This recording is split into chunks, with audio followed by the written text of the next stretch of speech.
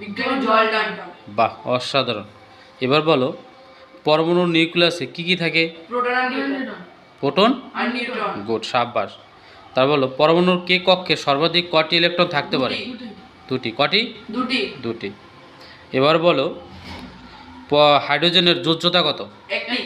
Hydrogen যোজ্যতা কত? একটি। একটি বা এক, ঠিক আছে। এবার বলো সোডিয়াম পরমাণুতে নিউট্রনের সংখ্যা কটি? নিউটন সংখ্যা দুটি। দুটি না 12টি? 12টি। 12টি, কংগ্রাচুলেশন। এবার বলো তোমরা বলো সবচেয়ে সোজারটা কোশ্চেন, মৌলিক অণুর কল্পনা করেন কে? বিজ্ঞানী অ্যাভোগাড্রো। বিজ্ঞানী অ্যাভোগাড্রো। আর মৌলিক পদার্থের ক্ষুদ্রতম কণার নাম কি? মৌলিক পদার্থের ক্ষুদ্রতম কণার নাম কি?